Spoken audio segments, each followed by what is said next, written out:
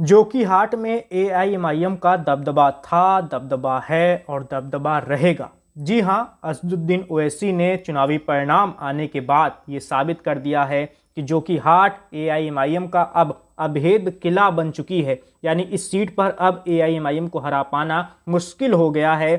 और जैसा कि सबने देख लिया कि कैसे 2020 के जीते हुए विधायक के पार्टी छोड़कर भागने के बावजूद एआईएमआईएम ने फिर से जोकीहाट की सीट अपने झोली में ले ली है, या कह लें फिर से जीत ली है, हथिया ली है, आरजेडी से छीन ली है।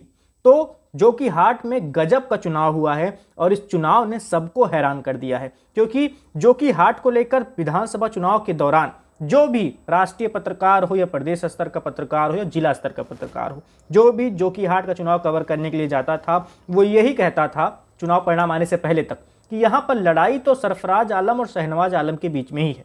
यानी तस्लीमुद्दीन जी के दोनों बेटों के बीच में ही असली लड़ाई है और ये तस्लीमुद्दीन का परिवार ही इस सीट पर जीतता आया है, अभी भी जीतेगा और इन दोनों के बीच में ही कोई ना कोई विधायक बन जाएगा। लेकिन हुआ क्या, ये दोनों ही असली लड़ाई में थे ही नहीं असल में। और ये लड़ाई किसके बीच में थी?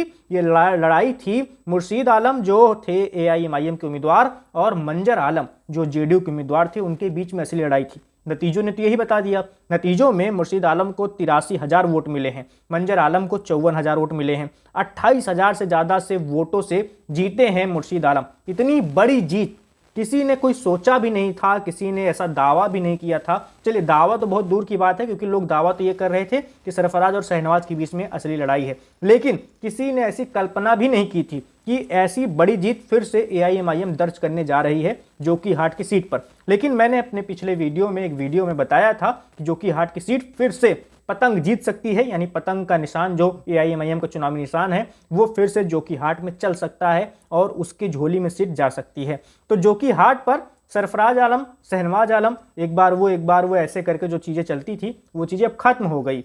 सरफराज, शहनवाज और तस्लीमुद्दीन जी का जो परिवार जोकीहाट की वर्षों से राजनीति करते आया था वो दबदबा खत्म हो गया। एआईएमआईएम पतंग के निशान पर जोकीहाट की सीट 2020 में भी जीती थी, 2025 में भी जीत गई। एक नए चेहरे को लाकर, नया उम्मीदवार खड़ा करके उसको जिताकर विधायक बना दिया एआईएमआईएम ने। और सरफराज और शहनवाज दोनों के जवाब दे दिया कि चुनावी निशान ही सबसे बड़ा होता है, ओवैसी की अपील ही सबसे बड़ी होती है, आप रहें या जाएं, जिसको निशान मिल जाएगा जीतेगा तो वही। तो जोकीहाट में एआईएमआईएम ने ये चीज़ साबित कर दी है और सबके लिए हैरानी वाली बात है। फिर से बार बार ये चीज़ क्यों कह रहा हूँ, उसकी वजह यह है कि जोकीहाट पर जितने लोग गए थे, दिल्ली की मीडिया कवर करने गई थी, सब यही बोल रहे थे असली लड़ाई सरफराज शहनवाज के बीच में ही है। ये मुर्शीद आलम तो है ही नहीं लड़ाई में, तीसरे चौथे नंबर पर रहेंगे।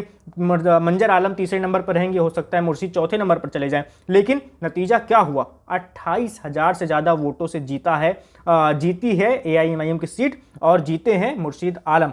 तो ये सबके लिए बहुत चौंकाने वाला रहा और अब समझ में आ गया होगा शहनवाज और सरफराज को भी कि जोकीहाट की लड़ाई में अगर शामिल होना है तो एआईएमआईएम में शामिल फिर से होना पड़ेगा। शहनवाज तो रह चुके हैं, सरफराज अभी प्रशांत किशोर वाली पार्टी के साथ है। लेकिन एक बात इसमें यह भी दाद देनी पड़ेगी कि सरफराज ने भी अच्छी लड़ाई लड़ी। प्रशांत किशोर का जो चुनावी निशान है वो बहुत नया है, नई पार्टी भी है उनकी, और उस बस्ते वाले निशान पर भी 35,000 वोट लेकर आ पाना बहुत बड़ी बात होती है। तो सरफराज इस चीज़ को लेकर उनकी तो दाद देनी पड़ेगी, या कह लें उनको थोड़ी बहुत बधाई तो बनती है इस चीज़ के लिए कि उन्होंने एक नई नवेली पार्टी के टिकट पर इतनी वोट हासिल वो कर ले गए। लेकिन शहनवाज आलम, उनका क्या हुआ? सिर्फ 29,000 वोट। आप सिटिंग विधायक थे यहाँ के और अभी चुनाव में आप चौथे नंबर पर चले गए। तो एक तरह से शहनवाज के लिए राजनीतिक तौर पर ये बहुत बड़ा झटका है।